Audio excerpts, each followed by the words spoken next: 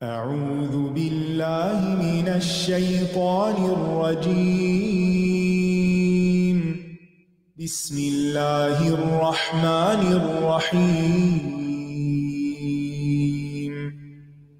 الحمد لله رب العالمين.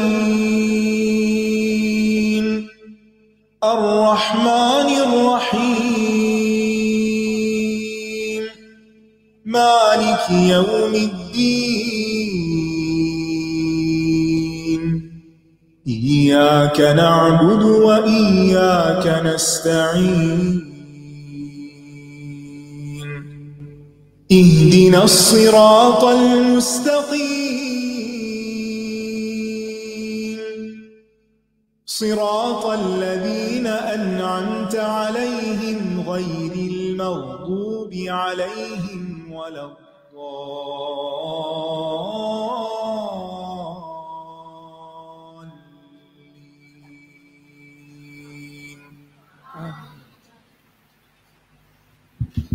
السلام علیکم ورحمۃ اللہ وبرکاتہ۔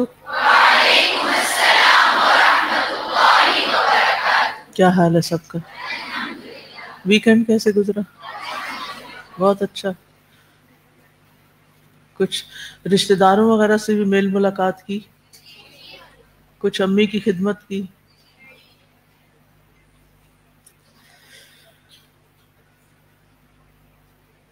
کیا والدین کا حق ہے کہ ان کی خدمت کی جائے، ان کے دکھ بانٹے جائیں، ان کے دکھ بڑھائے نہ جائیں؟ وہ پریشان ہو تو انہیں خوش کیا جائے، کرنا چاہیے۔ اس کا کیا فائدہ ہوگا؟ اس کا فائدہ کیا ہوگا؟ اللہ تعالیٰ خوش ہوگا۔ جی، سب سے پہلے تو اللہ تعالیٰ خوش ہوگا، اور اگر اللہ تعالیٰ خوش ہوگا تو پھر کیا ہوگا؟ اللہ تعالیٰ آپ کو بھی خوش کر دیں گے، ٹھیک ہے نا؟ اس شخص کی تو قسمت ہی جاگ گئی جس سے اللہ راضی ہو گیا، جس سے اللہ خوش ہو گیا۔ لہٰذا ان کاموں کی تلاش میں رہا کریں جو اللہ تعالیٰ کو خوش کرتے ہیں، اور ان چیزوں سے بچا کریں جو اللہ تعالیٰ کو ناراض کرتے ہیں۔ اگر اللہ تعالیٰ ناراض ہو جائے تو پھر دنیا میں کوئی ہے جو ہمیں پناہ دے؟ نہیں ہے نا۔ پھر ہم کہاں جائیں گے؟ کوئی جگہ ہے، کوئی شیلٹر ہے، کہیں بچنے کی جگہ ہے، کہیں بھاگنے کی جگہ ہے؟ کہیں بھی نہیں۔ تو اس لیے بہت ضروری ہے کہ ہم شعوری کوشش کے ساتھ ان کاموں کو کرتے رہیں، ان کاموں کے کرنے کے لیے پلاننگ کریں جو اللہ تعالیٰ کو راضی کرنے والے کام ہیں، اور اس پر غور بھی کریں۔ اور وہ میں نے کہا تھا کچھ کام، کیونکہ پچھلے ہفتے کا آپ کا تھا ریزولوشن کے کام اور کام، اور اس میں تھا ایک بک ریڈنگ۔ تو کچھ موقع ملا بک ریڈنگ کا؟ کس کس کو ملا؟ الحمدللہ۔ تو یہ پوری لائن کی لائن یا تو سن نہیں رہی یا ان کو موقع ہی نہیں ملا۔ کیا ہوا؟ کوئی کتاب نہیں گھر پہ؟ کوئی کتاب نہیں، یا اٹھانے کی توفیق نہیں ہوئی، یا کیا ہوا؟ کسی سے ادھاری لے لیں۔ آپ کو پتہ ہے کہ عربی زبان کا ایک ادیب ہے مشہور، جاحظ ہے اس کا نام، اور اس کے بارے میں آتا ہے کہ وہ کتب خانے جو اس زمانے میں ہوتے تھے، پریس تو ہوتے نہیں تھے، کتابیں بازاروں میں کم ملتی تھیں، تو وہ کتب فروش بھی بہت کم تھے۔ تو وہ کیا کرتا تھا کہ رات بھر کے لیے کسی کتب فروش کا کتب خانہ یا دکان جو ہے اس کو وہ رینٹ پہ لے لیتا تھا، یعنی رات کا کرایہ دے دیتا تھا جیسے، اور پھر رات بھر وہ کتابیں پڑھتا رہتا تھا، دیکھتا رہتا تھا۔ اور اس کو عربی زبان میں اتنی زیادہ شہرت ملی کیونکہ آپ اس وقت تک اچھا لکھ نہیں سکتے جب تک کہ پڑھتے نہیں۔ آپ کی ووکیبلری اچھی نہیں ہوتی، آپ کی سینٹنس میکنگ اچھی نہیں ہوتی۔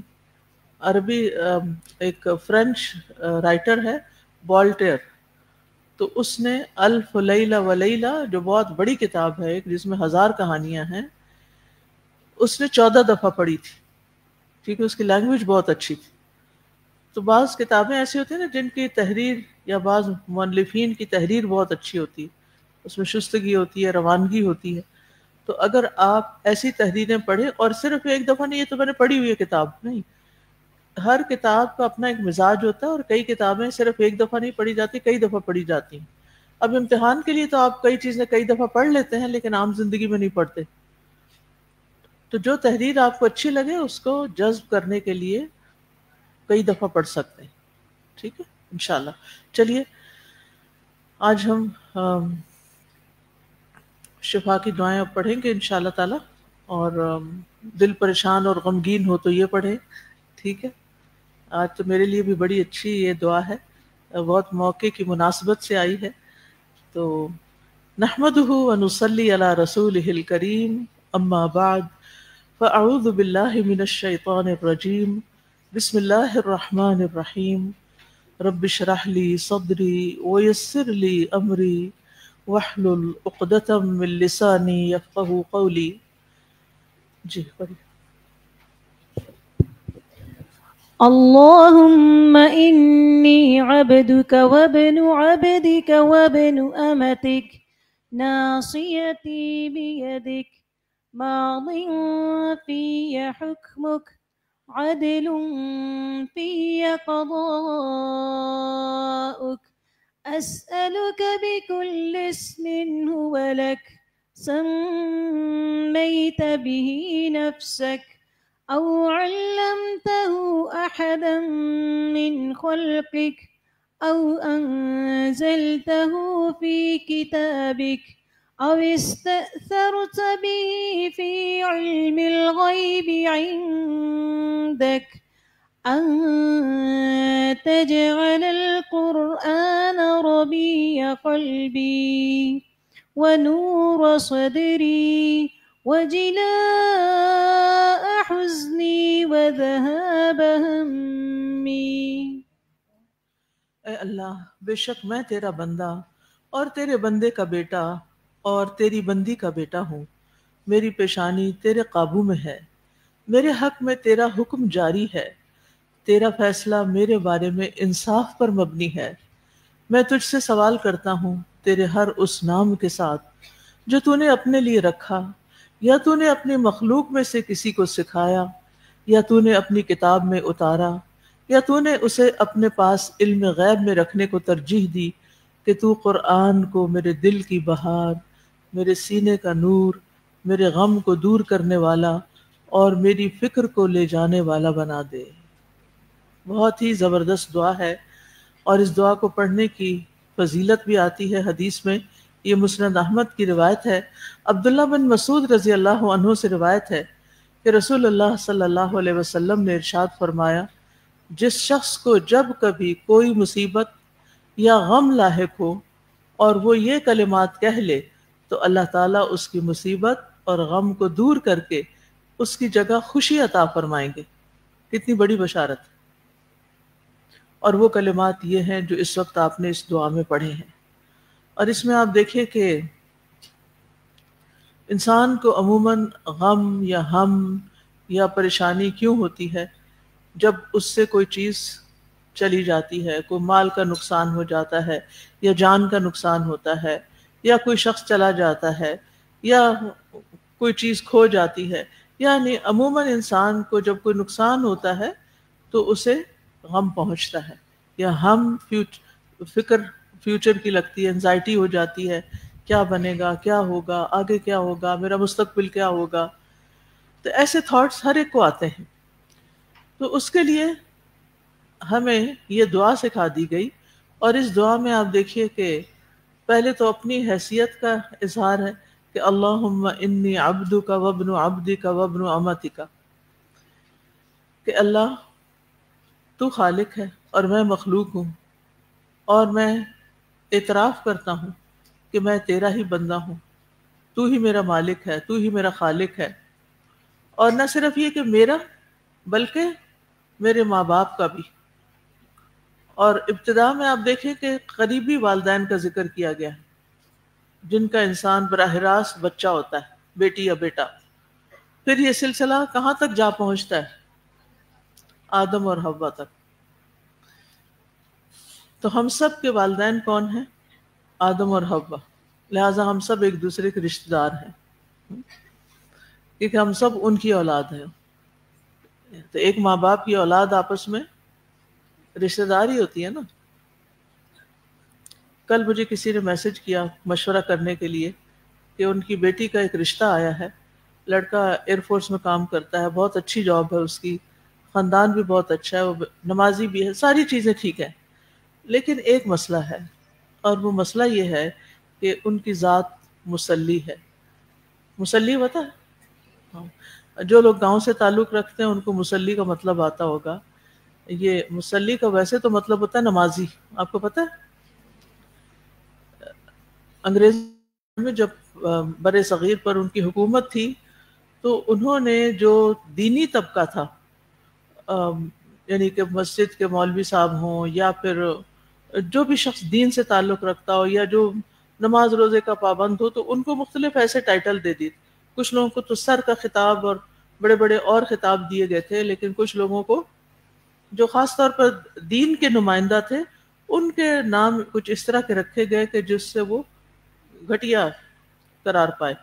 عام طور پر آپ دیکھیے کہ دین ہوتا بھی زیادہ ان لوگوں میں ہے جو معاشرے کے پسے ہوئے طبقات ہیں. عمومی طور پر انبیاء کے فالوورز کون رہے ہیں؟ زیادہ تر.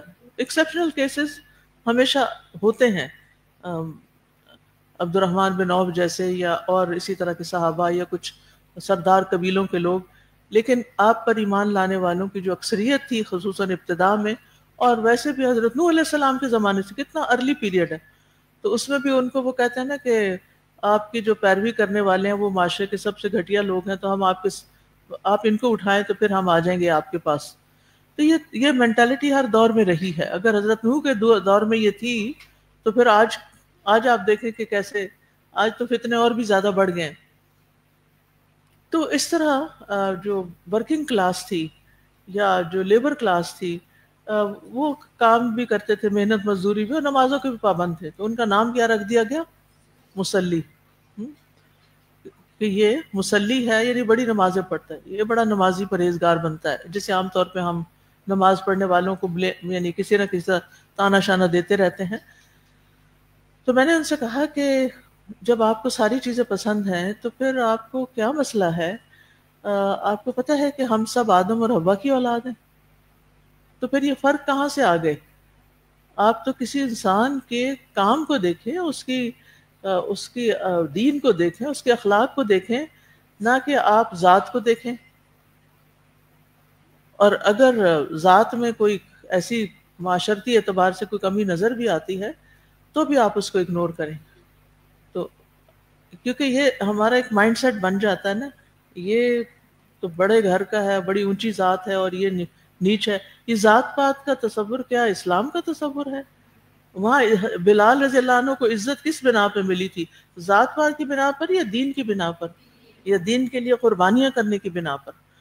تو اسی طرح ہمیں بھی ہر انسان کو بطور انسان لینا چاہیے اور اس کے ساتھ اچھے اخلاق سے معاملہ کرنا چاہیے. اور اگر کہیں رشتہ وغیرہ بھی کرنا ہے تو اس میں ہمارا دین کیا سکھاتا ہے کہ کس چیز کو ہم اہمیت دیں؟ دین کو. یعنی ایک نمازی کے مقابلے میں اگر ایک بے نمازی ہے اور وہ مصلی نہیں ہے تو عموماً لوگ اسی کو ترجیح دیں گے، لیکن اس سے آپ خود سوچئے کہ پھر گھر کا ماحول اور گھر کے اندر جو امن سکون اور چین اور راحت ہے وہ کہاں سے آئے گی؟ اللہ کی عبادت اور ذکر کے بغیر تو پھر امن اور سلامتی نہیں ہوتی نا. تو بہرحال ہم سب اللہ کے بندے ہیں، اللہ کے بندے ہی کے بیٹا یا بیٹی ہیں، اور اللہ کی بندی یعنی ماں کی طرف اشارہ ہے، اس کی اولاد، یعنی سب اللہ، یعنی سب کے سب اللہ کی مخلوق ہیں. اور اصل خالق اور مالک اللہ ہی ہے، وہی حالات اور معاملات کی تدبیر کرنے والا ہے. تو ان الفاظ میں انتہا درجے کی عاجزی ہے. تو مانگنے کے لیے پہلی چیز کیا ہونی چاہیے؟ عاجزی. بندوں سے جب آپ مانگتے ہیں تو سر چڑھ کے تھوڑی مانگتے ہیں، ریکویسٹ کرتے ہیں نا، پلیز کرتے ہیں اللہ کے لیے، پلیز دیکھو، یعنی ایک اپنی حالت بتاتے ہیں. تو اللہ تعالیٰ کو یہ پسند ہے کہ بندہ عبد کہلائے، اپنے آپ کو عبد سمجھے. عبد غلام کو کہتے ہیں نا. اور پھر یہ ہے کہ مزید جو ابن عبدک ابن امتک، یہ اضافہ جو ہے یہ عاجزی پر بھی دلالت کرتا ہے، اور اس کے ساتھ ساتھ اس میں مبالغہ بھی ہو جاتا ہے کہ واقعی بندہ ہی ہوں، کچھ اور نہیں ہوں. کیونکہ میرے ماں باپ بھی تیرے ہی بندے تھے، میں ان کی اولاد ہوں تو میں بھی تیرا ہی بندہ ہوں. تو انتہا درجے کی عبودیت کا اظہار ہے یہاں پر، اعتراف ہے. اور پھر آپ دیکھیے کہ عبد ہونے کی حیثیت سے ہمارا کیا کام ہے کہ ہم کس کی طرف رجوع کریں؟ اللہ کی طرف، کیونکہ اللہ نے ہمیں اپنی عبادت ہی کے لیے پیدا کیا اور یہی ہمارا مقصد حیات ہے. اکثر لوگ اس بات سے واقف ہیں، یہ آیت بھی آتی ہے ان کو، لیکن انہوں نے اپنا مقصد حیات صرف دنیا کو بنا رکھا ہے. ٹھیک ہے، سامنے ہی دیکھیے، ادھر ادھر نہیں دیکھیے. تو انہوں نے اپنا مقصد حیات کس کو بنا رکھا ہے؟ دنیا کو بنا رکھا ہے. جبکہ ہمارا مقصد حیات کیا ہونا چاہیے کہ دنیا میں رہتے ہوئے ہم کیا کریں؟ اللہ تعالیٰ کو راضی کریں. ٹھیک ہے. مسلمانوں میں سے بہت سے لوگ عبادت کرتے ہیں، عبادت گزار ہیں، لیکن عبادت کے بارے میں ان کا جو نظریہ ہے یا فہم ہے یا عبادت کا جو معنی ہے وہ ناقص ہے. وہ عبادت مسجد کے اندر کرتے ہیں، مارکیٹ میں نہیں کرتے. گھر کے اندر کرتے ہیں، کسی شادی بیاہ پہ کہیں اور جائیں، گھر سے باہر یا سفر پہ جائیں تو نہیں کرتے. تو یہ جزوی عبادت ہے. اصل عبادت کیا ہے کہ انسان ہر جگہ اللہ کا بندہ بن کر رہے، ہر جگہ. چاہے آپ گھر پہ ہیں، چاہے گھر سے باہر ہیں، آپ جاب پر ہیں، کسی پڑھائی میں ہیں، کسی اسکول کالج یونیورسٹی میں، ہر جگہ آپ کس چیز کے نمائندہ ہوں؟ اسلام کے نمائندہ ہوں، دین کے نمائندہ ہوں. تو بعض لوگ عبادت گزار ہوتے ہوئے بھی اپنے معاملات خراب کرتے ہیں، یعنی ان کے معاملات درست نہیں ہوتے، لوگوں کے ساتھ ڈیلنگ درست نہیں ہوتی. تو لوگوں کے ساتھ ڈیل کرنا بھی ایک اچھی طرح ڈیل کرنا، اچھے اخلاق کا مظاہرہ کرنا، یہ بھی کیا ہے؟ عبادت ہے. تو انسان کی پوری زندگی دراصل عبادت ہونی چاہیے، یعنی اس کو خانوں میں نہ بانٹے، تو اللہ کے بندے بن کر رہیں. یعنی دنیا میں جو کچھ بھی انسان کرے اللہ تعالیٰ کی دی ہوئی ہدایت کے مطابق کرے. اٹھنا بیٹھنا سونا جاگنا کھانا پینا چلنا پھرنا سب کچھ اللہ کی مرضی کے مطابق ہو. گھر میں بھی اپنے گھر والوں سے اچھا سلوک، پڑوسیوں سے اچھا سلوک، جاب پلیس پر اچھا سلوک، بازار میں جاتے ہیں کچھ خریدتے ہیں کچھ بیچتے ہیں وہاں ایک دوسرے سے اچھا معاملہ، اسکول کالج میں ہیں آپ کے کولیگز ہیں کلاس فیلوز ہیں، ہر ایک کے ساتھ اچھا معاملہ اور ان حدود کا خیال رکھتے ہوئے معاملہ جو اللہ نے قائم کی ہے. کیونکہ بعض اوقات میل فیمیل کا انٹریکشن ہوتا ہے تو اس میں بھی اللہ کی حدود پامال نہیں ہونی چاہیے.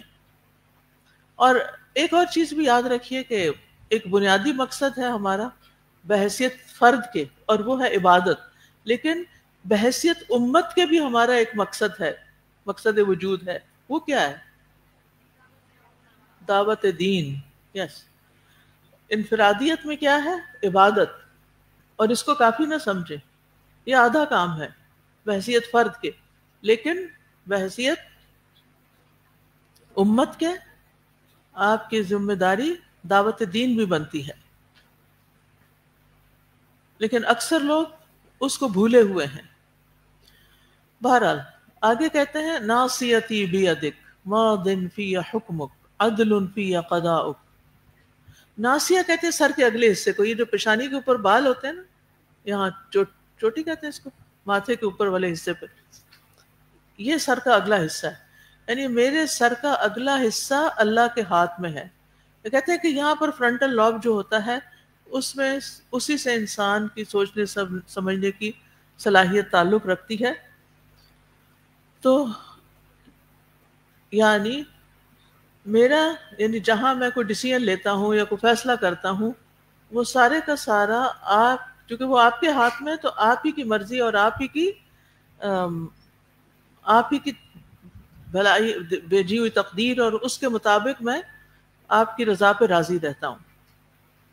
اور ماضٍ فی حکمک، اچھا جب میری پیشانی کے بال اللہ کے ہاتھ میں ہے یا میری پیشانی اللہ کے ہاتھ میں ہے تو اس کے ایک معنی تو یہ ہے کہ پھر مجھ پر سارا تصرف اللہ تعالیٰ ہی کا ہے، جو وہ چاہتا ہے میرے حق میں فیصلہ ہوتا ہے، ٹھیک ہے.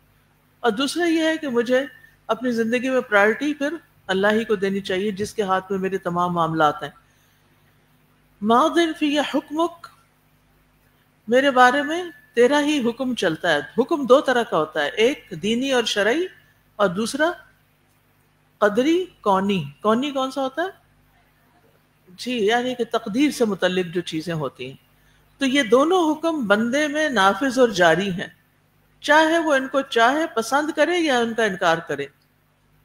اب ہوتا یہ ہے کہ شرعی حکم کا تو ہم انکار بھی کر لیتے ہیں، اس میں چوائس دی گئی، اختیار دیا گیا ہمیں، ماننا تو مانو، نہیں ماننا نہ مانو، پھر ایک دن آؤ گے تو پوچھ لوں گا میں تم سے. دوسری طرف کون سے احکامات ہیں؟ کونی قدری، یعنی تقدیر سے. اس میں ہمارے ساتھ کیا ہوتا ہے؟ وہی ہوتا ہے جو اللہ چاہتا ہے، اس میں ہمارا اختیار نہیں ہوتا.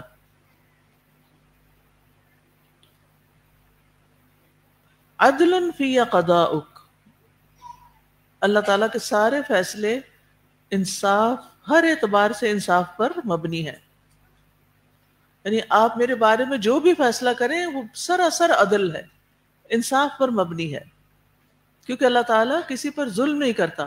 قرآن مجید میں آتا ہے وَمَا أَنَا بِظَلَّامٍ لِّلْعَبِيدِ، اور میں اپنے بندوں پر بالکل بھی ظلم کرنے والا نہیں، قطعاً نہیں ظلم کرتا.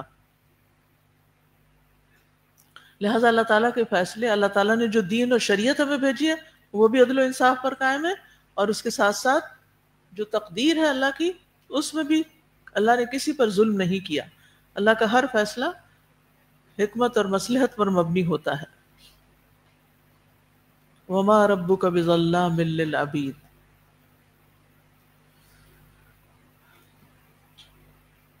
تو اب دیکھیں کہ اللہ تعالیٰ سے ابھی کچھ مانگا تو نہیں گیا، ابھی تو صرف اپنی عاجزی کا اظہار ہو رہا ہے.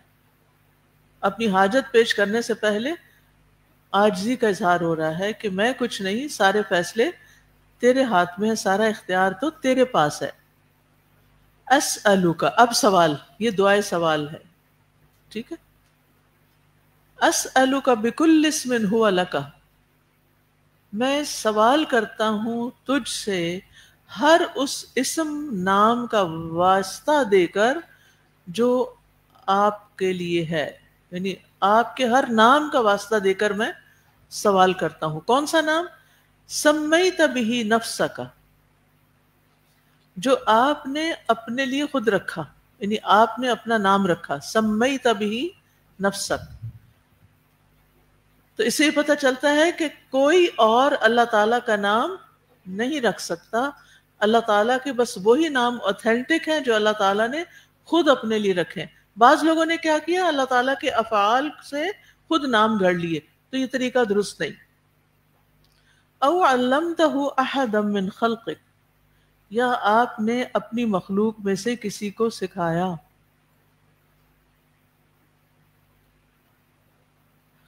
آپ کو بھی کچھ نام آتے ہیں اللہ کے؟ کس کو اللہ تعالیٰ کے نام نہیں یاد؟ سب کو یاد ہے، ماشاءاللہ، آپ تو بڑے اچھے لوگ ہیں. کون سے والے یاد ہیں؟ جو تاج کمپنی کے قرآن پہ لکھے ہوتے ہیں، یا الہدا کے کارڈ پہ جو لکھے ہوئے ہیں؟ الحمدللہ. کیونکہ تاج کمپنی کے کارڈ میں نے کچھ نام ایسے، سارے نہیں، سارے بہت اچھے ہیں، صرف چند ایک نام ایسے ہیں کہ جو انہوں نے افعال سے ڈرائیو کر کے خود بنا لیے، یا وہ انہوں نے خود نہیں بنائے ہوں گے، کسی روایت سے لیے ہوں گے. جبکہ اللہ تعالیٰ کے صرف وہی نام اوتھینٹک اور ویلڈ ہیں جو قرآن میں آئے ہیں یا جو نبی صلی اللہ علیہ وسلم نے بتائے ہیں. کسی انسان کو حق نہیں کہ وہ اللہ کا نام رکھے. سمیت بہ نفسک او علمتہ احدا من خلقک، یا آپ نے اسے اپنی مخلوق میں سے کسی کو بھی سکھایا. ہمیں نہیں پتا لیکن کچھ اور جانتے ہیں. یعنی اللہ سبحانہ تعالیٰ کے نام جو اللہ نے فرشتوں کو سکھائے یا کچھ انبیاء کو سکھائے، ان کا وسیلہ دیا جا رہا ہے. او انزلتہ فی کتابک، یا جو تو نے اپنی کتاب میں نازل کیے، یعنی آسمانی کتابوں میں جو بھی تیرے نام آئے ہیں ان سب ناموں کا واسطہ دیتے ہیں. اب استأثرت به فی علم الغیب عندک، یا جو آپ نے ترجیح دی اپنے پاس غیب میں رکھنے کی، یعنی کسی کو بھی نہیں سکھایا، آپ کا وہ نام صرف خود آپ ہی کو پتا ہے، کوئی اور نہیں جانتا. تو اس میں آپ دیکھیے کہ پھر ان سارے ناموں کا واسطہ دے کر اللہ تعالیٰ سے دعا کرنی چاہیے، کیونکہ اللہ تعالیٰ نے خود فرمایا وَلِلَّهِ الْأَسْمَاءُ الْحُسْنَى فَادْعُوهُ بِهَا، اور اللہ ہی کے لیے ہے اچھے اچھے نام، بس اسے ان ناموں کے ساتھ پکارو.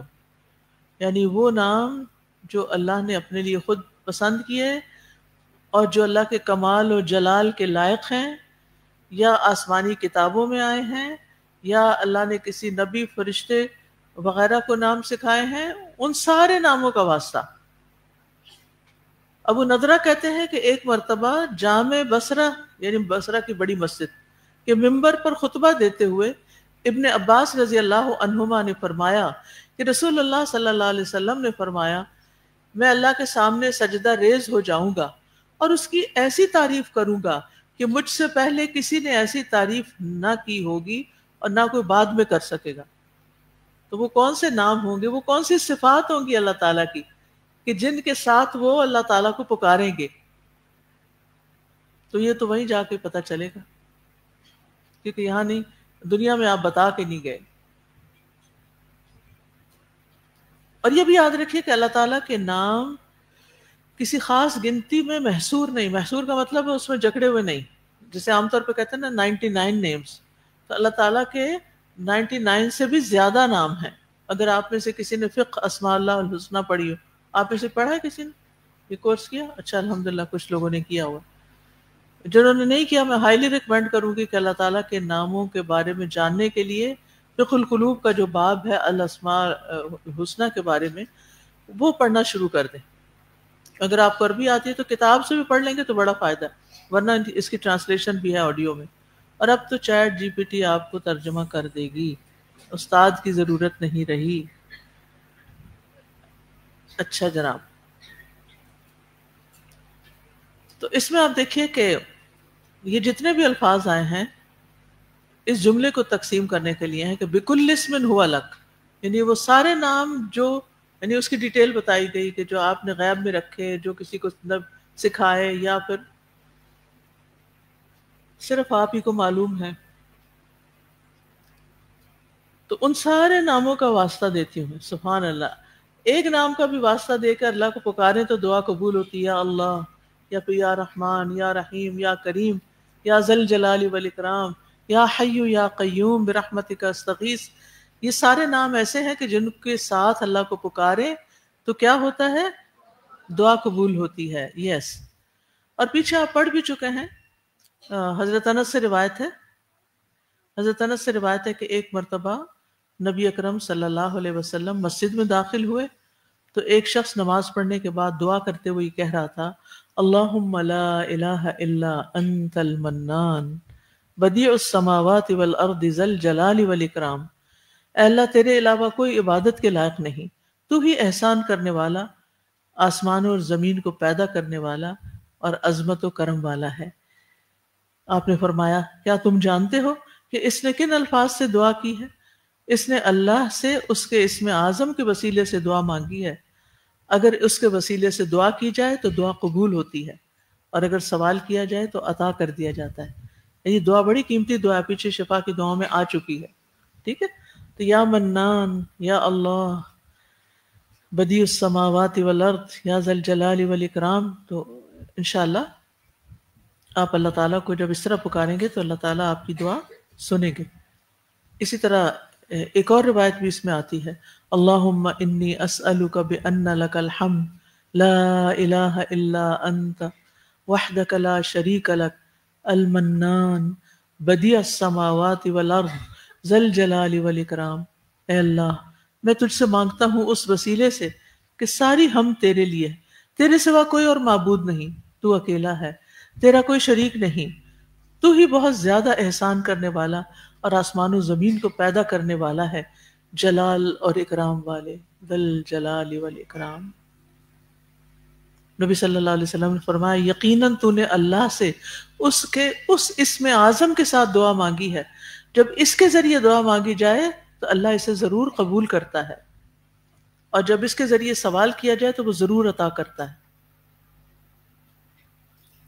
اب یہ ہے دعا مانگنے کا سلیقہ۔ پہلے کیا کیا گیا؟ عاجزی کے ساتھ اپنی بندگی کا اعتراف کیا گیا، اس کے بعد اللہ کے ناموں کا واسطہ دیا گیا، جو کہ اللہ ہی کا حکم ہے کہ وہ واسطہ دیا جائے۔ ہم نے اس کو چھوڑ کر اور واسطے بنا لیے، یعنی اللہ تعالیٰ نے کیا حکم دیا؟ وَلِلَّهِ الْأَسْمَاءُ الْحُسْنَى فَادْعُوهُ بِهَا، اور ہمارے معاشرے میں کون سے واسطے ہیں؟ اللہ کے ناموں کے ساتھ تو پکارتے نہیں، لیکن کس کے ناموں کے ساتھ پکار رہے ہیں؟ مختلف جو بزرگ انہوں نے بنائے ہوئے ہیں۔ تو یاد رہے گی یہ بات۔ اچھا، کچھ لوگ کہتے ہیں کہ نبی صلی اللہ علیہ وسلم کا واسطہ دیتے ہیں نا، کیا کہتے ہیں اس میں بھلا؟ کسی کو خاص مخصوص دعا آتی ہے جو ختم پہ پڑھی جاتی ہے؟ آپ میں سے کبھی کسی نے پڑھی یا سنی؟ سنی اور یاد ہی نہیں رکھی۔ ہاں، کسی کو آتی ہے؟ میں وہ الفاظ سننا چاہتی ہوں جو کہتے ہیں، تاکہ نیکسٹ ٹائم آپ وہ الفاظ سنیں تو چوکنے ہو جائیں۔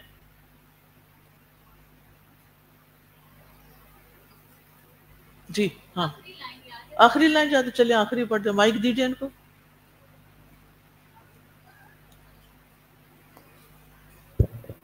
اردو میں کہتے ہیں کہ آپ صلی اللہ علیہ وسلم کے صدقے ہمارے گناہوں کو بخش دے یا معاف فرما دے۔ اور اس کے علاوہ کس کا صدقہ کرتے ہیں؟ وہ جب کہتے ہیں نا کہ نبی صلی اللہ علیہ وسلم کے صدقے، انبیاء کے صدقے، بزرگان دین کے صدقے، تب ٹھیک ہے، یعنی صرف نبی صلی اللہ علیہ وسلم کا بھی نام نہیں لیتے بلکہ بزرگان کا بھی نام لے رہے ہوتے ہیں۔ اللہ سبحانہ وتعالیٰ نے ہمیں کہا میرے ناموں کے ساتھ پکار کے دعا مانگو، اور ہم واسطہ دینے لگے اوروں کے نام کا۔ ہے ڈیویشن یا نہیں؟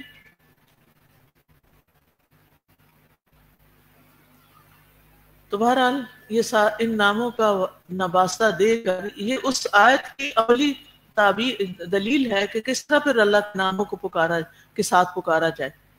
یعنی جب یہ کہا گیا نا وَلِلَّهِ الْأَسْمَاءُ الْحُسْنَى، تو آپ کے ذہن میں سوال آیا ہوگا کہ وہ کیسے؟ تو یہ ہے وہ طریقہ جو ان دعاؤں میں سکھایا گیا۔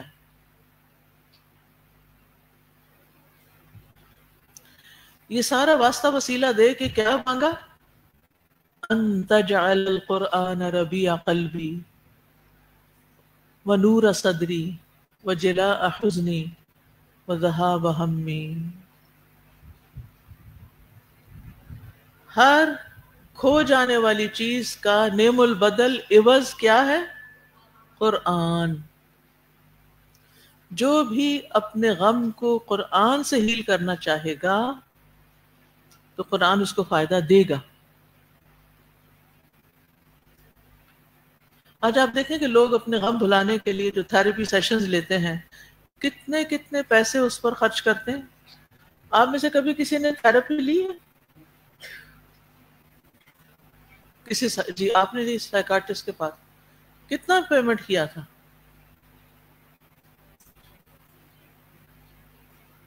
3,000 کتنی دیر کے لیے؟ 1 گھنٹے کے لیے۔ یہ کہتے ہیں یہ تو بہت کم ہے، اور کہتے ہیں 17 سے 20 ہزار کا بھی سیشن ہو رہا ہے پر 1 آور۔ چاہے آپ کو فائدہ ہو یا نہ ہو، ٹھیک ہے، اللہ نے ان کو علم دیا ہے، وہ لوگوں کی مدد کرتے ہیں، لیکن نبی صلی اللہ علیہ وسلم نے کیا سکھایا کہ کس چیز کے ذریعے غم دور کرو؟ قرآن کے ذریعے۔ دیکھیں الفاظ اتنے خوبصورت ہیں، ان تجعل القرآن ربیع قلبی، کہ تو قرآن کو میرے دل کی بہار بنا دے۔ بہار کا موسم یاد ہے جب ہر طرف پھول کھل جاتے ہیں، نئے نئے پتے نکل آتے ہیں، خوشبو پھیل جاتی ہے وہاں، تو میرے دل میں بھی ایسی ہی بہار آ جائے۔ غم دل کے باغ کو اجاڑ دیتا ہے، خزاں لے آتا ہے۔ تو اس کا حل کیا ہے؟ اس خیال کو چھوڑ کر جو بار بار غم دلا رہا ہے، قرآن پکڑ لیں. وَنُورَ صدری، اور سینے کا نور، کیونکہ اندھیرا جو ہے وہ غم کی علامت ہوتا ہے، تو اللہ غم نکل جائے اور روشنی ہو جائے. وَجِلَا حُزْنِی، اور میرے حزن، میرے غم کو جلا بخشے قرآن، یعنی غم دور کر دے. وَذَهَابَ ہَمِّی، ذہاب کس کو کہتے ہیں؟ جانے کو. ذہب، چلا گیا. ذہاب ہمی، اور یہ قرآن میرے ہم کو لے جائے. کتنی چیزیں مانگی ہیں؟ 4. کیا کیا ہو جائے؟ قرآن کیا بن جائے؟ ربیع قلبی، نور صدری، جلاء حزنی، ذہاب ہمی. اگر قرآن یہ 4 کام نہ کرے تو اس کا مطلب یہ ہے کہ پھر کہیں کمی ہے. ایک کمی تو یہ ہو سکتی ہے کہ آپ قرآن پڑھتے کوئی نہیں. اب جو قرآن ہی نہیں پڑھتا، نہ ناظرہ، نہ ترجمہ، نہ تفسیر، کس تو کوئی تعلق ہی نہیں ہے، اس کو یہ دعا وظیفے کے طور پہ پڑھنا کچھ فائدہ دے گی؟ اس دعا نے تو ہمیں رستہ بتا دیا کہ اگر غم دور کرنے تو قرآن سے جڑ جاؤ، قرآن سے تعلق پیدا کر لو، قرآن تمہیں تھام لے گا. اور کیا وعدہ کیا جا رہا ہے کہ دل باغ باغ ہو جائے گا، آپ خوش ہو جائیں گے، آپ کے اندر ایک سکینت آ جائے گی، آپ کا سینہ روشن ہو جائے گا، آپ کو باتیں سمجھ آنے لگے گی، آپ کو مشکلات کا حل نظر آنے لگے گا، آپ کو جب آپ لاسٹ ہو تو رستہ نظر آنے لگے گا. اور یہ قرآن ہی دیتا ہے. اور ساتھ ہی حزن بھی چلا جائے گا، ہم بھی چلا جائے گا، اور قرآن خوشی اور مسرت کا باعث بن جائے گا. تو بہار کے موسم کی بات اس لیے کی گئی کہ سال بھر میں جتنے بھی موسم ہوتے ہیں نا، چاہے سردی ہو، چاہے گرمی ہو، چاہے خزاں ہو، ان سب کے مقابلے میں بہترین چیز کیا ہے؟ بہار. اس موسم میں انسان کا دل بڑی راحت محسوس کرتا ہے اور اس کی طرف مائل ہوتا ہے، اور پریشانی اور غم کی حالت سے نکل جاتا ہے اور انسان پھر چست ہو جاتا ہے. اب آپ دیکھیے کہ قرآن کس طرح آپ کے دل کی بہار بنتا ہے، کیا کر کے بہار بنتا ہے؟ اچھی خوبصورت آواز میں تلاوت کر کے. یعنی آپ نے کبھی دل کے اندر خوشی نہیں محسوس کی جب آپ اچھی سی تلاوت سنتے ہیں؟ جی. تو یہ قرآن سے تعلق کا ایک ذریعہ ہے کہ آپ اس کی تلاوت کو انجوائے کریں، اور پڑھتے پڑھتے یقین کریں آنسو بہہ نکلیں گے اگر آپ اچھی آواز میں توجہ سے پڑھ رہے ہیں اور آپ کو ترجمہ بھی آتا ہو. وہ باتیں کھلیں گی آپ پہ، آپ حیران ہو جائیں گے، اور سارے برے خیالات کہیں اور چلے جائیں گے، دور ہو جائیں گے.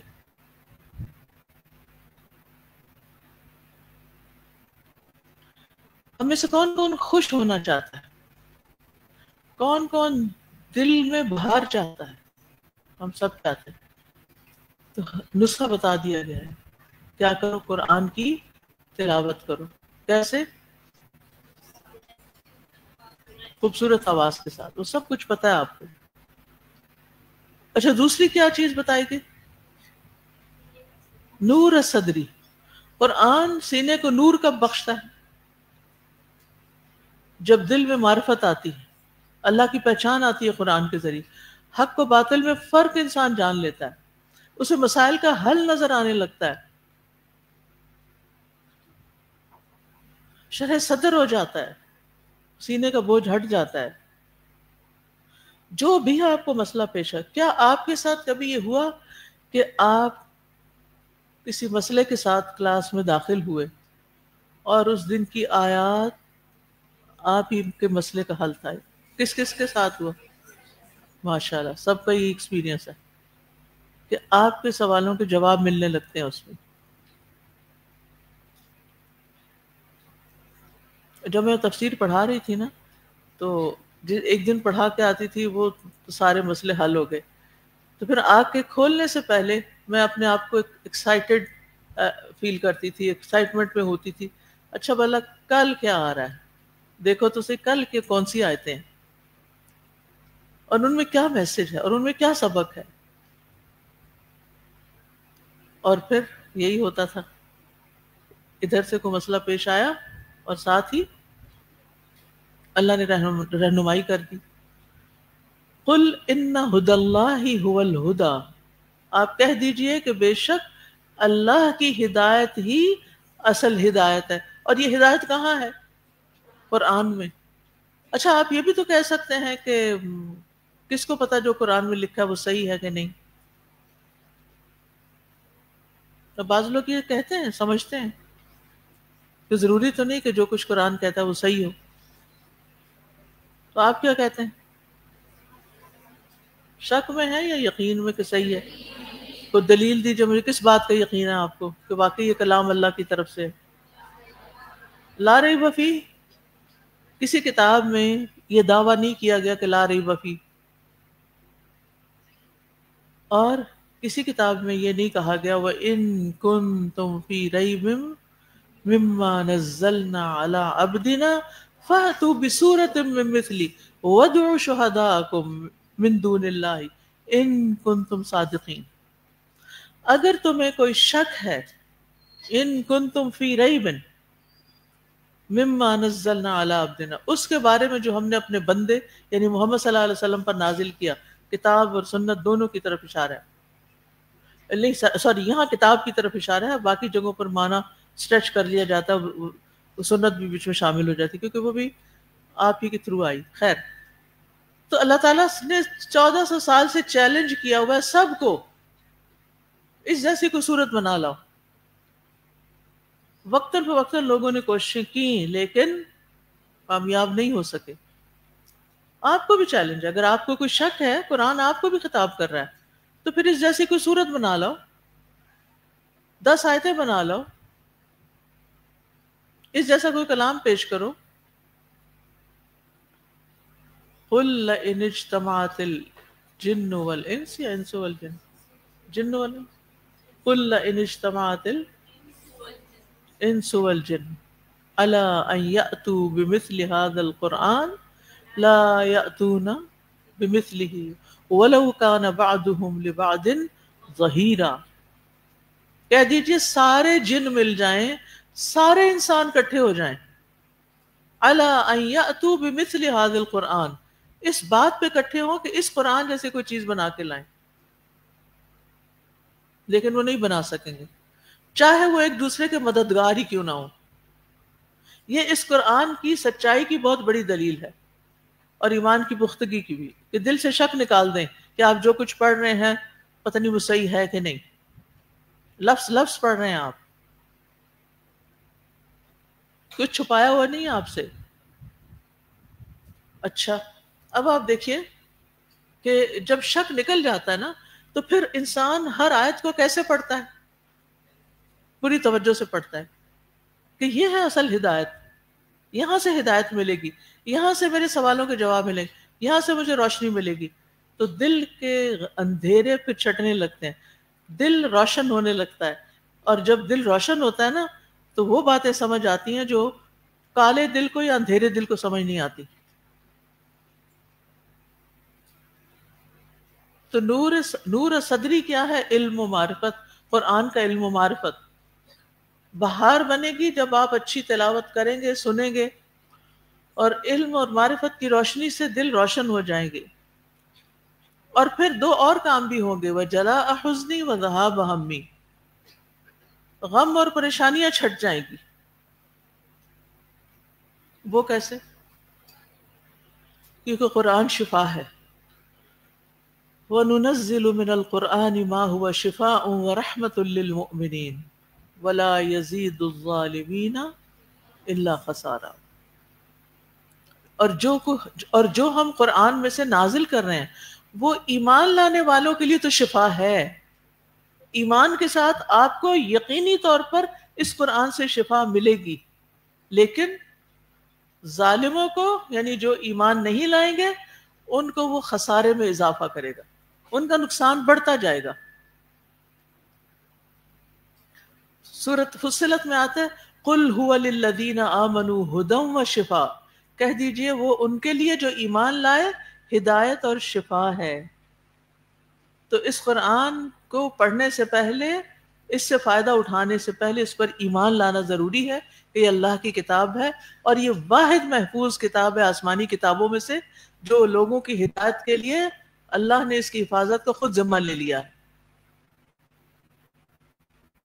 لہذا اگر ہم چاہتے ہیں کہ ہمیں اس کلام سے شفا ملے اور ہمارے غم دور ہو جائیں تو اس کو مضبوطی سے پکڑ لینا ہے، اس کو چھوڑنا نہیں، اس کو صحیح طور پہ پڑھنا سیکھنا ہے، اس کے اندر غور کرنا ہے اور اس کی خوب خوب تلاوت کرنی ہے تاکہ آپ کا ہم غم جو ہے سب صاف ہو جائے اور اس سے غفلت نہیں برتنی. آپ اپنے ساتھ عہد کریں زندگی کا کوئی ایک دن ایسا نہ ہو کہ جس میں آپ قرآن نہ پڑھیں، اور جتنا جتنا پڑھیں گے، فہم حاصل کریں گے، تدبر کریں گے، اتنا اتنا آپ کے غم وغیرہ دور ہوتے جائیں گے. تو قرآن سے تعلق میں سب سے پہلے تو تلاوت کا تعلق ہے، اتباع کا تعلق ہے، اس کی قدر اور احترام کا تعلق ہے. یہ صرف آنکھوں سے لگانے اور طاقوں میں سجانے کے لیے نہیں آیا، بلکہ اس کی قدر کرنی چاہیے کس طرح خوش دلی سے تلاوت کر کے، ٹھہر ٹھہر کر ترتیل سے پڑھ کے، اور پھر اس کو غور سے سن کے جب کوئی اور پڑھ رہا ہو، خاموشی کے ساتھ سن کے، کوئی اور مشغولیت نہ ہو، کوئی اور کام نہ کر رہے ہو، بے توجہ ہی نہ ہو، اوروں سے باتیں نہ ہوں، اور پھر تدبر اور تفکر کر کے. اور تدبر تفکر کے لیے ایک سے زیادہ تفسیریں پڑھنی پڑتی ہیں پھر مختلف انداز سے، اور اس کے لیے جو تدبر کورس ہے وہ بہترین ہے آپ کے لیے. صرف ایک بگنر کے طور پر، آگے اگر آپ کو طریقہ آ جائے تو پھر مزید بھی آپ پڑھ سکتے ہیں، خود بھی پڑھ سکتے ہیں. ویسے ہم سوچ رہے ہیں کہ ایک لیول اور اس کا انٹروڈیوس کر دیں تاکہ مزید بھی تدبر ہو سکے. تو اب آپ دیکھیے کہ تدبر کے لیے آپ تفاسیر کی کمپیریٹیو اسٹڈی بھی کرتے ہیں، اور آپ اس میں یعنی آیات کی مناسبت سے غور و فکر بھی کرتے ہیں،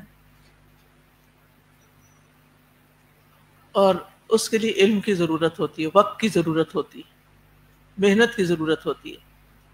لیکن جو یہ کر لیتا ہے اس کی زندگی سے پھر غم نکلنا شروع ہو جاتے ہیں. اور قرآن پڑھتے ہوئے نا انسان کو اس کی عظمت ملحوظ ضرور رکھنی چاہیے کہ اللہ کا کلام رکھنے میں، اٹھانے میں، لینے میں، دینے میں، پڑھنے میں، اس کے بارے میں بات کرنے میں. ریسنٹلی کسی نے ایک کورس انٹروڈیوس کیا تو اس کو میں دیکھ رہی تھی، تو اس میں قرآن کی آیات کے بارے میں لکھا ہوتا ہے ننے ننے جملے ہیں اس میں. کیا ہمیں یہ کہنا چاہیے قرآن کی آیات کو ننے ننے جملے؟ نہیں کہہ سکتے، بھول ہو گئی، سہو ہو گئی، خیال نہیں گیا ادھر. جس نے بھی لکھا، بعض اوقات انسان پیار میں لکھ جاتا ہے نا، محبت میں لکھ جاتا ہے، لیکن قرآن کی شان بہت بلند ہے. بل ہوا قرآن مجید، مجید مجد والا، شان والا، بزرگی والا، فی لوح محفوظ. اللہ نے اسے لوح محفوظ میں محفوظ کر رکھا ہے، اس لیے کوئی اس کو بدل نہیں سکتا. تو قرآن کی عظمت دل میں ہونی چاہیے، قرآن کا احترام دل میں ہونا چاہیے. بعض اوقات اتنی حیرت ہوتی ہے مجھے کہ کچھ لوگ قرآن مجید کو عام ٹیکسٹ کی کتاب سمجھ کے اس کے اوپر کبھی کونی بھی رکھ لیتے ہیں، کبھی اپنا ہاتھ پورا ٹکائے ہوئے ہوتے ہیں، کبھی وہ پھر، میں نہیں کہتی کہ آپ ہاتھ پرے رکھیں اور وہ ورکے اڑتے رہیں، لیکن یہ کہ ایک ہوتا ہے اس کو پکڑنے کے لیے ہاتھ رکھنا، اور ایک ہوتا ہے اپنے ہاتھ کو ریلیکس کرنے کے لیے کوئی سہارا لینا. قرآن کو تکیہ نہ بناؤ، یہ خاص حدیث ہے، آپ اس قرآن کے ساتھ یہ نہیں کر سکتے. پکڑنے کا انداز بھی لٹکانے والا نہ ہو بلکہ اٹھانے والا، عزت احترام والا ہو، تو پھر قرآن آپ کے دل کی بہار بنے گا. آپ دیکھیں جس چیز سے انسان کو محبت ہوتی ہے، اس کی قدر کرتا ہے، تو خود بخود جب اس کو دیکھتا ہے، پڑھتا ہے، اسے ہاتھ لگاتا ہے، تو اس کا دل خوش ہونا شروع ہو جاتا ہے. سوچئے آپ کو زندگی میں کس سے محبت ہے، ٹھیک ہے، کس سے محبت ہے. ہر جو محبت سے خالی نہیں ہوتا انسان، کسی کو مال سے ہوتی ہے، کسی کو اولاد سے ہوتی ہے، کسی کو بچوں سے ہوتی ہے، کسی کو بڑوں سے ہوتی ہے، کسی کو اسپاؤس سے ہوتی ہے، کسی کو کسی کام سے ہوتی ہے. ہر ایک کو، یعنی چونکہ یہ جذبہ اللہ نے رکھا ہے اندر نا، تو جس چیز سے آپ کو محبت ہوتی ہے، اگر آپ کے دل میں سچی قرآن کی محبت ہے تو ذرا کمپیریزن کر لیں. فلاں سے یا فلاں چیز سے مجھے محبت ہے تو جب میں وہ دیکھتی ہوں، جب وہ میرے پاس آتی ہے، جب ایسا میں بہت خوش ہو جاتی ہوں، اور جب وہ جاتی ہے تو میں اداس ہو جاتی ہوں. اب آپ کہتے ہیں مجھے تو قرآن سے بڑی محبت ہے. پھر ایسا ہی ہوتا ہے کہ قرآن کو دیکھ کے آپ ایکسائٹیڈ ہو جاتے ہیں، خوش ہو جاتے ہیں، اور جب بند کرنا پڑے تو آپ اداس ہوتے ہیں. ایسا ہی ہے، جب آپ کی فرینڈ گھر سے نکل کے جاتی ہے تو آپ اداس ہوتے ہیں کہ نہیں؟ کچھ جواب نہیں. نہ کوئی فرینڈ ہے، نہ اس کا آنا نہ جانا کچھ میٹر نہیں کرتا. اچھا فرینڈ کو چھوڑے کہ جن کے بچے ہیں، جب وہ بچے جدا ہوتے ہیں تو کوئی دل میں کچھ ہوتا ہے. آپ چلے بچے ہیں تو آپ اپنے ماں باپ کو جب چھوڑ کے ہاسٹل میں آتے ہیں کچھ ہوتا ہے؟ یہ سب سے بڑی آواز ہے. ہوتا ہے نا. کیوں ہوتا ہے؟ کیونکہ آپ کو ان سے محبت ہے. تو جس سے محبت ہوتی ہے اس کی جدائی غمگین کرتی ہے. یس. تو قرآن سے جدائی آپ کو غمگین کرنی چاہیے. تو پھر کیا کرنا چاہیے؟ انتظار کرنا چاہیے، اچھا دوبارہ کب پڑھوں گی. اگر یہ کیفیت نہیں ہے نا تو پھر یہ قرآن سے محبت کتابیں جھوٹے ہیں. اگر کسی ایک دن نہ پڑھیں، نہ پڑھ سکیں اس کو، یعنی کہ باقاعدہ نہ پڑھ سکیں یا پڑھا نہ سکیں یا کسی نہ کسی طرح کنیکشن اس کے ساتھ نہ ہو، تو پھر یہ جو محبت وغیرہ نا وہ تو کوئی نہیں ہے. جو اہل القرآن ہوتے ہیں انہیں قرآن سے قرآن ان کے دل کی بہار ہوتا ہے، ان کے سینے کا نور ہوتا ہے، ان کے دلوں سے غم ہم نکالے ہوئے ہوتا ہے، وہ ریلیکس پرسکون انسان ہوتے ہیں. ٹھیک ہے. اور قرآن اس لیے بھی آیا لعلکم تتقون، تقویٰ اس کے ذریعے حاصل ہوتا ہے، اس کے ذریعے نصیحت حاصل ہوتی ہے، نصیحت لینی چاہیے، رہنمائی لینی چاہیے. اور آخری دعا ہے اللہم اجعل ہمی الاخرہ.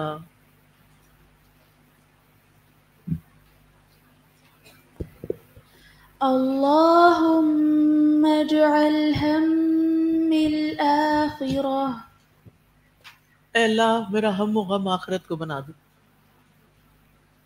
نبی صلی اللہ علیہ وسلم نے فرمایا، یہ دعا مسنون نہیں ہے لیکن حدیث سے ماخوذ ہے، جس شخص کو بڑی فکر دنیا ہی کی ہو تو اللہ تعالیٰ اس کے کام پریشان کر دے گا، اور اس کی مفلسی اس کی دونوں آنکھوں کے درمیان کر دے گا، اور دنیا اس کو اتنی ہی ملے گی جتنی اس کی تقدیر میں لکھی ہے.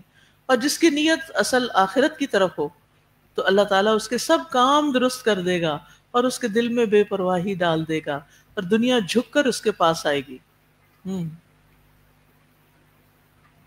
آپ آخرت کو فکر بنا لیں، آخرت کو سامنے رکھ کے سارے کام کریں، سوچیں بھی آخرت کو سامنے رکھ کے، بولیں بھی آخرت کو سامنے رکھ کے، جو کریں وہ بھی آخرت کو سامنے رکھ کے کہ مجھے وہاں کیا ملے گا. ساری ہرس یہی ہونی چاہیے، مجھے وہاں کیا ملے گا. ہاں لیکن مشکل یہ ہے نا، ہمیں بچپن سے یہ سکھایا گیا ہے کہ ہمیں یہاں کیا ملے گا. تو آپ نے کیسے سوچنا ہے، ہمیں اس کام کا بدلہ وہاں کیا ملے گا. آپ دیکھیں آپ کا دل خوشی سے بھر جائے، کسی سے کوئی شکایت ہی نہیں رہے گی، ہم و غم ہی نہیں رہے گا. میں تھک گئی ہوں، اچھا بہت تھک گئی، اس کا بدلہ وہاں کیا ملے گا. صبر کر رہی ہوں، بڑا ہی صبر کر رہی ہوں، ڈنڈورا پیٹنے کی ضرورت نہیں، اس کا اجر وہاں ملے گا. یہ کل کے لیے ہے. اللہ تعالیٰ نے فرمایا نا کہ یا ایھا الذین آمنوا اتقوا اللہ ولتنظر نفس ما قدمت لغد. اللہ سے ڈرو اور یہ دیکھو، ہر شخص کو یہ دیکھنا چاہیے. ولتنظر نفس، نفس تنوین والا ہے جس کا مطلب ہے ہر ایک کی بات ہے، جنرل میننگز ہے کہ اس نے کل کے لیے کیا تیار کیا. ٹھیک ہے. واتقوا اللہ، پھر اتقوا، یہ قرآن کی وہ جگہ، واحد مقام ہے جہاں دو طرف واتقوا اللہ کی بات ہے اور بیچ میں آپ کو کام کرنے کو دیا گیا. کل پہ نظر رکھو. اللہم اجعل ہمی الاخرہ، اس کا کارڈ بھی چھپا ہوا ہے، میں نے تو اس کو اپنے سرانے کے پاس جو ٹیبل ہے نا وہاں سامنے رکھا ہوا ہوتا ہے، اٹھتے بیٹھتے نظر پڑے، ہر فکر، کوئی فکر آئے تو کہ چھوڑو اس فکر کو، وہاں کی فکر کرو، فکریں بھی نکل جاتی ہیں اور کسی سے گلا شکوہ بھی نہیں رہتا. کوئی اچھا نہیں کر رہا ہم سے، کوئی بات نہیں، ہم صبر کریں گے، اجر اللہ دے گا. کوئی غلط کر رہا ہے، ہم اصلاح کریں گے، وہ نہیں مانتا، اجر اللہ دے گا، آگے مل جائے گا. میں نے اتنی فلاں کی خدمت کی، اس نے مجھے شکریہ تک نہیں کہا، کوئی بات نہیں، کل مل جائے گا، سب کچھ مل جائے گا، اللہ ہے نا قدردان. تو آخرت کی یاد جو ہے نا، یہ انبیاء کا مشن ہوتا تھا. انا اخلصناہم بخالصۃ ذکر الدار، یہ انبیاء کی ٹریٹ تھی، ان کی خوبی تھی کہ وہ آخرت کو یاد رکھتے تھے، اس بنا پر انہیں چن لیا گیا تھا. تو چنے ہوئے لوگ کیا کرتے ہیں؟ آخرت کو یاد رکھتے ہیں. تب ضرورت اس بات کی ہے کہ ہم اپنے اندر آخرت کی فکر پیدا کریں، اور اس کے لیے بھی قرآن ہی مددگار ہوگا کہ اللہ دیکھتا ہے مجھے، اللہ کے پسند کے کام کرنے، ناپسند کے نہیں کرنے. اللہ کا تقوی اختیار کریں، موت کو یاد کرتے رہا کریں، اور اس کے لیے قبروں کی زیارت بھی بڑی اہم ہوتی ہے. ٹھیک ہے، اچھا ٹھیک ہے، ٹھیک، اوکے. اور دنیا کی زندگی کو مسافر کی طرح گزاریں. ٹھیک ہے، جو مسافر ہوتا ہے نا اس کا دل کسی ایک جگہ نہیں لگتا، کیونکہ اس کو یہ ہوتا ہے میری آگے بھی کام ہے، وہاں بھی جانا ہے، یہ بھی کرنا ہے، وہ بھی کرنا ہے. تو پھر وہ دنیا سے چمٹ کے نہیں رہتا. اور پھر قرآن کو اچھی طرح پڑھنا جو ہے وہ کیا ہے؟ تدبر، تفکر کے ساتھ پڑھنا، یہ فکر آخرت کو پیدا کرنے کا ذریعہ. قرآن سے بڑھ کر کوئی چیز آپ کے اندر آخرت کی فکر نہیں پیدا کرتی. اور دوسرے درجے پر جو قریبی عزیز فوت ہو جاتے ہیں، قریب سے لوگ چلے جاتے ہیں، وہ فکر پیدا کرتے ہیں کہ ہم نے بھی جانا ہے. تو بہرحال یہ تھی آپ کی آج کی آخری دعا. اور انشاءاللہ نیکسٹ دیکھیں اللہ تعالیٰ کہاں موقع دیتا ہے پڑھانے کا، تو پھر انشاءاللہ آپ کی اگر انٹرسٹ ہوا اس لیکچر سیریز میں تو نیکسٹ سن لیجئے گا، یوٹیوب پہ آ جاتی ہیں ساتھ ہی. اور دوسرا یہ ہے کہ کلاس تو آج کی اینڈ ہو رہی ہے، لیکن اس کے بعد نیکیوں کا سلسلہ نہ رکے، آپ کا کورس نہ رکے، آپ کا قرآن پڑھنا نہ رکے، اور اس مشن کو آگے بڑھانا نہ رکے. تو آج یہ مجھے کہا گیا کہ کچھ میں آپ کے سامنے پروجیکٹ رکھ دوں. الحمدللہ آپ کا TQ2 جو ہے یہ ماشاءاللہ کافی بڑی تعداد ہوتی ہے، اور کافی بڑی تعداد کو ریجیکٹ کرنا پڑتا ہے. تو اب اس کے لیے اللہ سبحانہ تعالیٰ نے ہمیں اور جگہ دے دی ہے، تو ہم زیادہ لوگوں کو لے سکیں گے. اور اس کے لیے باقاعدہ پھر ہر چیز کو فرنش کرنا ہے، کارپیٹس، لائٹس، اور سارا ارینجمنٹ کرنا ہے. اس کے لیے بورڈ اور پروجیکٹر، فرنیچر، اور ساؤنڈ سسٹم، مائک، یہ ساری چیزیں جو ہیں یہ کہیں سے مفت ملتی ہیں.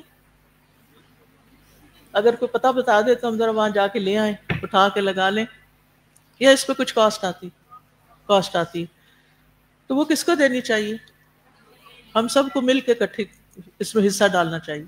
اگر ہم ڈالیں گے، اور وہ اب آپ دیکھیے، آپ سب نے، مثلا میں اس مائک میں بولتی نہیں، آپ سب کو فائدہ پہنچا، نہ صرف یہاں بلکہ الہدا سے باہر بھی جو لوگ سن رہے ہیں. اب یہ اگر نہیں ہو تو یہ میسج آپ تک نہیں جا سکتا نا. لائٹ چلی گئی تھی لیکن آواز آتی رہی آپ کو. تو ظاہر ہے جس کا بھی مال اس میں لگا ہوا ہے اس کے لیے کیا بن رہا ہے؟ صدقہ جاریہ. جس ڈیسک پہ آپ بیٹھ کے لکھ رہے ہیں یا کونیاں رکھے ہوئے ہیں، وہ بھی ثواب کس کو پہنچے گا؟ جس کا اس میں حصہ ہے. یہ اسٹوڈنٹس نے کیا، آپ کو پتہ ہے پہلے بھی یہ سب کچھ اسٹوڈنٹس کرتے رہے، اور الحمدللہ اسٹوڈنٹس صرف اس ہال کے اندر نہیں ہے، اس سے باہر بھی پوری دنیا میں ہے الحمدللہ. تو جب انہیں پتہ چلتا ہے وہ بھی اپنا حصہ بھیج دیتے ہیں. تو ہم کیوں نہ سابقون الاولون میں ہوں، اور انشاءاللہ تعالیٰ اس چیز میں حصہ لیں، اور جو آنے والے لوگ ہیں ان کو اچھے سے ویلکم کریں، اچھا سا ان کے لیے سارا ارینجمنٹ کریں تاکہ وہ کمفرٹیبلی پڑھ سکیں. ٹھیک ہے انشاءاللہ تعالیٰ. تو بس ٹھیک ہے. اور آج آپ سے کوئی ریفلیکشن میں نے نہیں لیا، آپ کو دعا دے دیتی ہوں.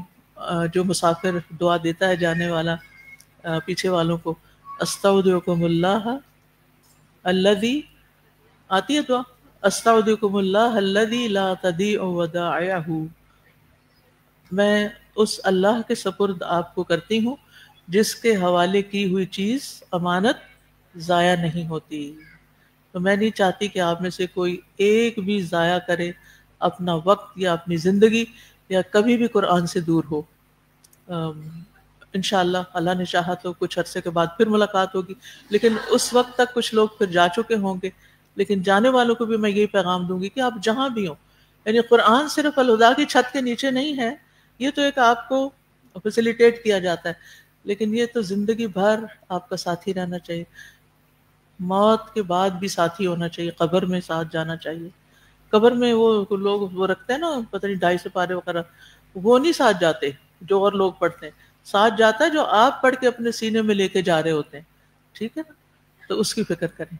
تو اگر آپ کے ذہن میں کوئی بات ہو جی مائک لے لیجیے، 2-4 منٹ اوپر انشاءاللہ. جی استاذہ، الحمدللہ ثم الحمدللہ، اس کتاب سے جو آپ نے ہمارے اندر جو چیز ڈالی، دعاؤں کو ایک نئی طرح سے سمجھنے کا آپ نے ایک انداز ہمیں دیا، ہمیں شک سے یقین کا سفر آپ نے دیا. اللہ کرے یہ آپ کی جو محنت ہے ہم سب اس کا اچھا ثمر لائیں. استودع اللہ دینکم و خواتیم اعمالکم. جزاکم اللہ خیراً کثیر. جزاکم اللہ خیر. استاذ جی، آپ صلی اللہ علیہ وسلم حضرت معاذ بن جبل رضی اللہ تعالیٰ عنہ کو یمن کا گورنر بنا کر بھیج رہے تھے، تو آپ ساتھ ساتھ چل کے ان کو الوداع کہہ رہے تھے، اور ساتھ ہی آپ نے فرمایا کہ اگلے سال جب تم آؤ گے تو شاید میری اس مسجد یا میری قبر کے پاس سے گزرو. تو وہ رو پڑے، اور ظاہر ہے کہ وہ جانا نہیں چاہتے تھے اس طرح سے آپ صلی اللہ علیہ وسلم کو چھوڑ کے. تو آپ صلی اللہ علیہ وسلم نے ان کو اس طرح سے تسلی دی کہ انا بھی المتقون ما کانوا حیث کانوا، تو متقین جو ہے وہ میرے ساتھ ہیں جہاں پر بھی ہوں اور جو بھی ہوں. تو یہ تقویٰ اور قرآن اور ایمان ہے جس نے ہمیں ساتھ جوڑا ہوا ہے، اور ہم اللہ حبل اللہ کے ذریعے سے اکٹھے ہیں. بالکل.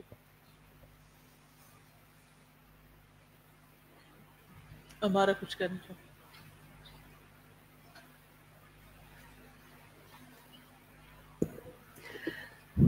جی پیارے استاذ جی، ایک تو یہ کہ قرآن جو دل کی بہار ہے. کچھ سال پہلے جب میرا گال بلیڈر کا آپریشن ہوا تھا، کہ کبھی بھی میری کوئی سرجری نہیں ہوئی تھی، کبھی بھی نہیں، یعنی ڈلیوریز میں بھی نہیں الحمدللہ. اور پہلی دفعہ تھا اور میں بہت زیادہ ڈری ہوئی تھی، اور مجھے لگ رہا تھا شاید پتہ نہیں میں نے کوئی غلط کام کیا، کچھ نہیں آتا نا دل میں خیال. اور جب میں نے قرآن کھولا تو الحمدللہ رب العالمین وہ آیت آئی کہ ان ربکم لرؤوف الرحیم. اور جب وہ آیت ہے، یعنی وہ جو حصہ ہے، تو میں سکون میں آ گئی پھر الحمدللہ. اور اللہ کا شکر ہے وہ اچھے طریقے سے وہ الحمدللہ اتنے سالوں کو 10 سال گزر گئے. اور استاذہ جی ایک اور بات، استاذ جی صبح کے وقت ہم ورک آؤٹ کرتے ہیں تو ہماری جو انسٹرکٹر ہیں وہ 2 دن نہیں آئیں. جب وہ 2 دن نہیں آئیں تو جنہوں نے کروایا، ان کی اسٹوڈنٹ نے نہیں کروایا ورک آؤٹ، تو اس میں بہت ہی یعنی گھر جب آئی تو اتنی اچھی فیلنگ نہیں آئی تھی، جیسے لتھارجک یا لیزینس اس طرح کی لگ رہی تھی، حالانکہ اتنی 1.5 گھنٹے کی ایکسرسائز کر کے آئے. جب وہ دوبارہ آئیں تو میں نے نوٹ کیا کہ وہ جب ہوتی ہے نا تو وہ جیسے کراتی ہے تو اتنا آپ انرجیٹک ہو جاتے ہیں اور اتنا انتھوزیازم آتا ہے، اور یعنی جذبہ، اور یعنی نیند بھی اڑ جاتی ہے، گھر آ کے اتنے سارے کام ہو جاتے ہیں، سستی سب چلی جاتی ہے. تو میں نوٹ کرتی ہوں کہ آپ جب بھی آتی ہیں تو اسی طرح ہوتا ہے. الحمدللہ. اللہ تعالیٰ آپ سب کو ہنستا مسکراتا خوش باش رکھے، اور خوب ایکٹیو اور محنت کرتے ہوئے اور جد و جہد کرتے ہوئے. جی مائک ہے آپ استاذہ. جی فرمائیں.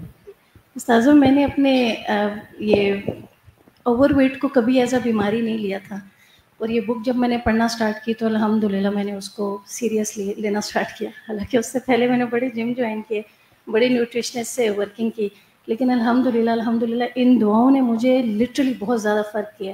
سب سے پہلے ایکسیپٹنس کہ واقعی یہ بیماری ہے، اور دوسرا جو استاذہ نے بتایا نا کہ اپنے آپ کو سمجھائیں، اپنے آپ سے باتیں کریں. تو جب اندر سے باتیں آتی تھی نا، بڑا کیا حال بنایا ہوا ہے، تو پھر میں اندر اپنے آپ کو ڈانٹتی تھی، تمہاری وجہ سے یہ ہوا ہے، جو میٹھے پہ ہاتھ نہ روکنا اور اس طرح. تو الحمدللہ یہ جو نیا پوائنٹ آپ نے دیا کہ اپنے آپ کو سمجھانا، اپنے آپ سے باتیں کرنا، اس کو تسلی دینا، میرے لیے اتنا بڑا پوائنٹ ہے الحمدللہ. اور ان دعاؤں کو لے کے حالانکہ اکثر وہ دعائیں جو ہم اکثر پڑھتے رہتے ہیں، لیکن ایک نئی سوچ اور اس کے ساتھ تو میں بتانا چاہوں گی کہ صرف ابھی یہ بک سٹارٹ سے ابھی تک میرا 4 kg لوز ہو گیا، الحمدللہ الحمدللہ، اور اس کو کنٹینیو رکھا انشاءاللہ. اور جتنی دعائیں پڑھی گئی ہیں نا الحمدللہ، ہم نے کل ریکارڈنگ ساری پوری کر لی تھی ہاسٹل کی بچیوں کے ساتھ. تو اب ہم نا یہ ایپ میں کب آ رہی ہیں؟ بہت جلدی ایپ میں بھی آ جائیں گی ریکارڈنگز، تاکہ آپ یاد کر سکیں، پڑھ سکیں. کچھ ساتھ ساتھ آ بھی چکی ہیں. السلام علیکم. وعلیکم السلام. استاذہ مجھے ایک بات کی سمجھ آئی ابھی کہ میں سمجھتی کہ سچ میں صرف شفان کی دوائیں ہیں اور اس میں کچھ آیت لکھی ہے، اسے کیسے پڑھیں گے، کیسے سمجھ آئے گی. لیکن اب سمجھ آئیے کہ کچھ چیزیں ہمیں جو استاد سمجھاتے ہیں کوئی انسان نہیں سمجھا سکتا. اور دوسری مطلب تدبر کورس کے بارے میں آپ نے بتایا، تو جب یہ آیت میں پڑھتی تھی وَمَا الْحَيَاةُ الدُّنْيَا إِلَّا مَتَاعُ الْغُرُورِ، تو میں کہتی جی یہ دنیا کے دھوکے سے انسان کیسے نکلتا ہے، تو وہ تدبر کورس میں آ کے سمجھ آئی. الحمدللہ. جزاکم اللہ خیرن، بارک اللہ فیکم. اور کتنی اچھی دعا ہم نے آخر میں پڑھی ہے کہ اگر دل میں کوئی بھی ایک جدائی کا ایک ہوتا تو ہے نا، ایک تکلیف تو آتی ہے. ظاہر ہے میں خود اتنا انجوائے کرتی رہی ہوں یہاں پر، ایک ایک دن کو، ایک ایک لمحے کو میں نے انجوائے کیا الحمدللہ. تو وہ فیلنگ تو آتی ہے، لیکن اتنی اچھی دعا کی یاد دہانی ہو گئی ہے کہ اب یہ پڑھتے جائیں گے تو انشاءاللہ قرآن سے بھی اور تعلق مضبوط ہو جائے گا. بارک اللہ فیکم. السلام علیکم ورحمۃ اللہ وبرکاتہ.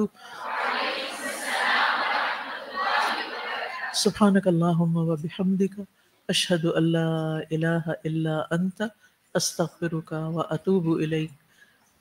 اللهم صل على محمد وعلى آل محمد كما صليت على